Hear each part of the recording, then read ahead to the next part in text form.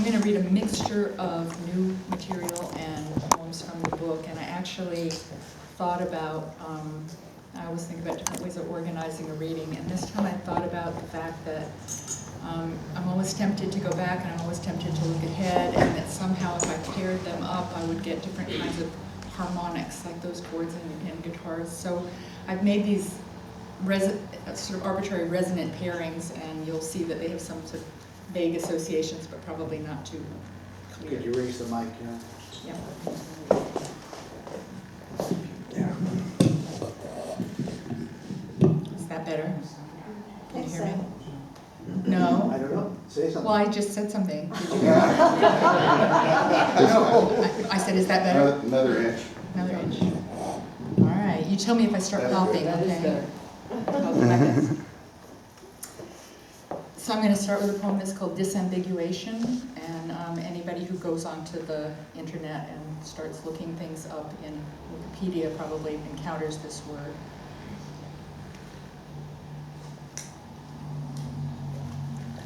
Disambiguation. Nuance be gone. Draw the line on shades of gray. The hour of hesitations is long past. Decisiveness holds sway, though holding sway's a danger zone as well, damn it to hell. That still that won't hold still and still persists in saying more is saying more than enough. That plays with grammar like a tinker toy should settle once and for all. For all said and done, it is. That like and as that go around comparing this to that in needless complication could be struck and nothing would be lost. Then I could diagram this life along a straight edge, straight and narrow without a second thought.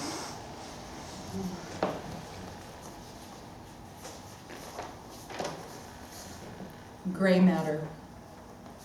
It hurts to think about it, this brain-mind barrier, that weighty blob of cells, a definition of mass transcending its own wrinkled surface. In my mind, they lift it from the body like a slippery baby, plop it onto a steel tray, weigh and measure and slice and prep for science, and for that week it is not my father's brain, just matter, later returned as ashes, wind. Now I'm thinking how secreted in the folds of mine are keys to all the puzzles of genetic replication and a family's story, even as recollection slips its gears and I am left to contemplate this threadless labyrinth, this questless path of stone and thistle.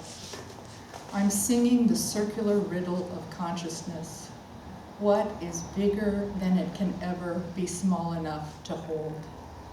But this fog I'm in, this gray funk place of endless nuance, what am I missing? There was a fairy palace once until the lights went dim.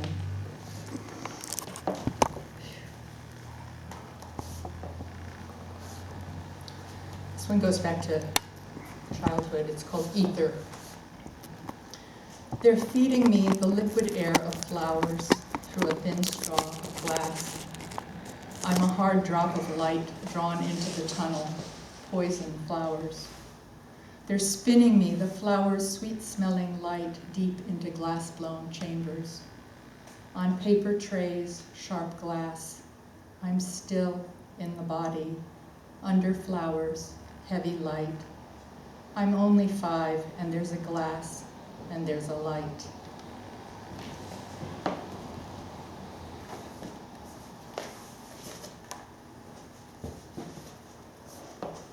You know what a fontanelle is? No. Remind us. And an infant, it's the soft soft part on spot. the top of the head that closes up after they get, I don't know how old they get when it closes up, but it's very, very open and bone. Fontanelle. The pull to touch is irresistible. Sliver of sound, amniotic memory in a girdle of bone. Velvet thumbprint, bird's feathered throat, shallow cipher over a well of pulse. Lean in, listen for that whisper beneath your fingertip.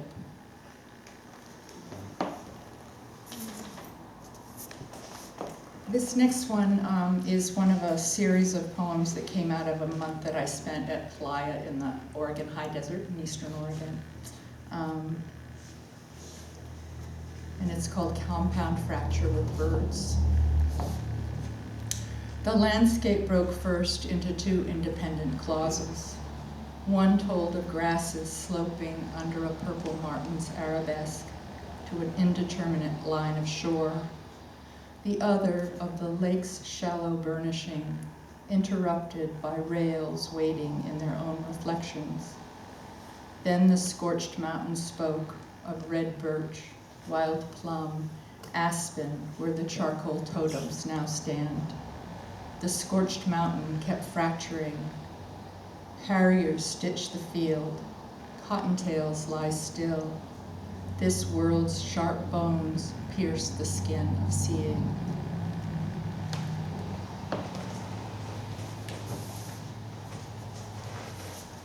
It's sort of fun to go back and forth, I have to say, between them. This one's called Fault Lines. If there's a deep, unstable seam running the length of this broad valley, I'm unmoved. If warning waves are there, I'm not aware. The only compression I can feel is a slight ticking in the chest, natural with age. Together we pretend this plate of hardened soil with its tight weave of trees and grasses, hugged by low hills, zipped into its grid of highways and bridges, is firm, eternal. Insects etch their signatures, a pulse beyond the temperature of human skin. It's over generations we leave prints and map this land into our history. Why sit on the beach imagining the sneaker wave? Why drive the coast road rehearsing for the landslide? Must there be a shadowy intruder glimpsed beyond the mirrored dark? Boy Who Cried Wolf was my childhood nightmare, that it could be your own fault.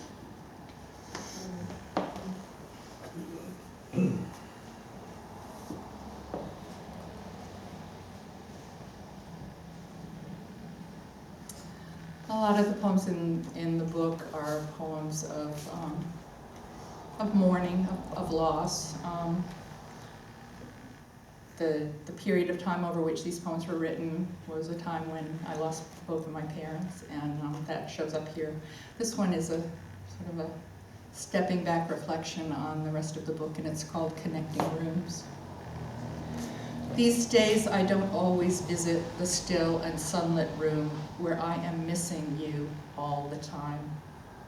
Days pass and days, and I pass the door knowing it would take a fingertip to push it wide, a step to find myself inside that place. Wind thunders brain to blood against the chamber wall as I do not enter this or those connecting rooms beyond. Stilled beads along a silent rosary, now confided in the folds of bright receding spaces. Voices sealed in amber lockets I have not the heart to open.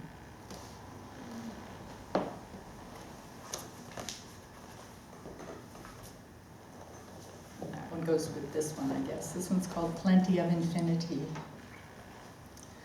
Often it's this vortex into which the words are slipping. Panic hums circling the drain. Mind opens wide its metal jaws, snapping on nothing, hollow gong. And then how, drawn into that pause, I have to wait, though there's no waiting there, until the honeysuckle, lifted suddenly on the slightest breeze, can finally reclaim its name.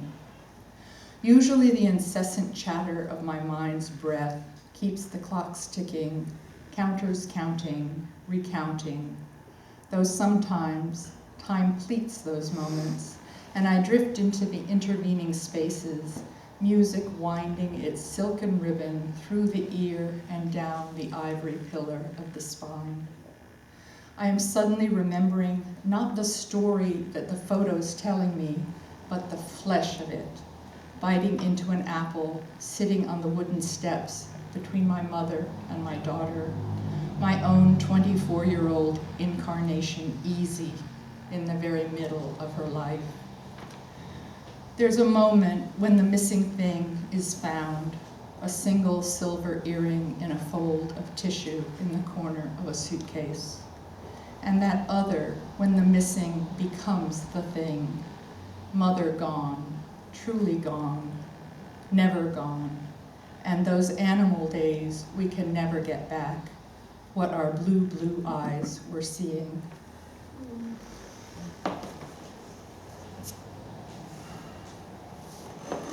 Next is two different visitor poems. And this one is called Visitor. Silently, from every side, they step into the clearing to feed. I imagine this is how angels would come. The one closest to the window knows I'm here.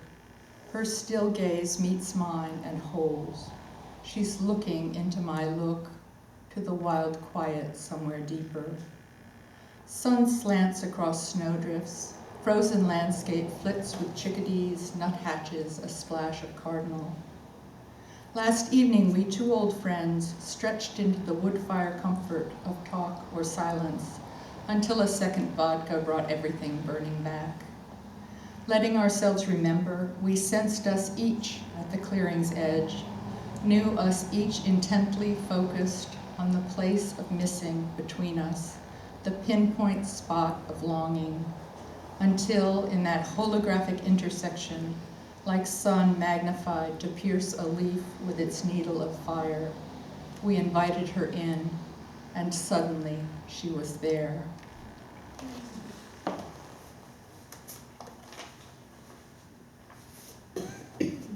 And this one's called Resident Merlin, not the wizard, the bird. You came swooping through like a silver bullet train, dipping under the porch roof, strafing the feeders. That first time we followed your flight path back to a thick cluster of glossy leaves and branches in the tall maple just over the back fence. The finches and chickadees had instantly vanished. All birdsong ceased as suddenly as if someone had dropped night's cover over the day. Then after a while we lost you, assumed you'd moved on to other hunting grounds, and eventually they returned, the finches, the chickadees, the wrens and nuthatches, all ravenous, jockeying for seed. I loved that a group of you may be an illusion, and I thought maybe that was what you were in all your singularity. But now here you come again, blasting through, and the dead air in your wake. So you've moved into the neighborhood, have you? Taken up residence in the greenway behind our house? Splendid creature, doing what falcons do. Didn't stay, though. Yeah, I'll start this one. So I do write a certain number of poems. Well, as you can probably tell, I write a lot of poems sort of about language because I'm obsessed with language. I'm a teacher of French, and I also am a translator, and I find translation seeping into poems. And this one is actually more about interpretation than translation, but it's called Simultaneous Translation at the Peace Accords. I try to listen for the melody, a thread-like stream into the straw that lies across the lip of my two lips. I am that straw. I have to concentrate to keep the flow. A backup or a kink could blow the whole damn thing apart. Inhale, exhale. I am that breath. I take each word and listen for its note. The syllables whistle through me, arc across the sky, land in a stranger's field. I am supposed to be a pipeline through neutral territory. My job is to see from both sides, equally. Impartial, so why do I always feel two-faced? I am that pipeline, multinational, financed by their claims to civility and how they pretend not to be playing me like a fife. I am that fife.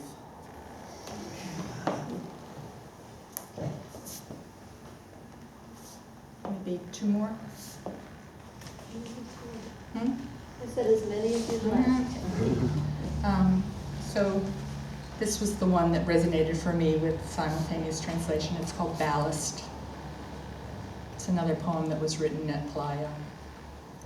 Loose strife worries cast off their clouds of seed. News from away, alarming how unprepared I am for this disturbance to the meadow. Losses, heavy pennies. I gather myself in, siphon off gray water. These scorched forests, dwindling summers. Out on the shallow lake, we're riding low. Furiously, I haul in every trick of light and birdsong I can net to keep afloat. Just read two more. The first one, in honor of the fact that we just had an eclipse. I can find it. This was actually written after an eclipse in 1996. Lunar eclipse, April 1996 for H. There's no way to know where it is not, or scan the vast expanse of sky to find its absence.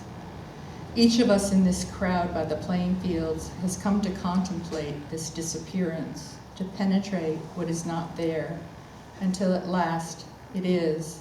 In imagination first, memory of moons, idea of a globe, then slow red developing. A negative moon rises from its night blue bath. 30 minutes more before scalpel of light cuts through.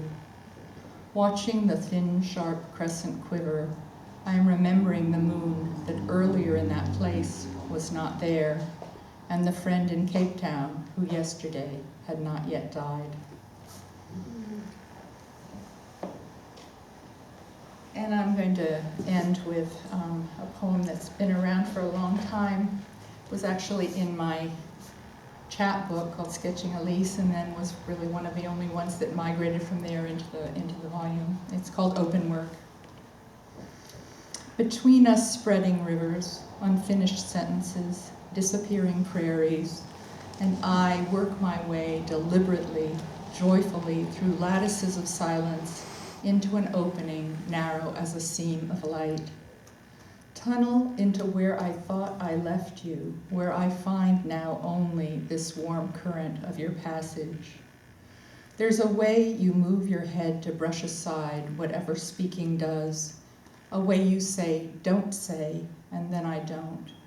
But days like this, I almost taste your thoughts. Days like this, I think I might say anything. Thank you.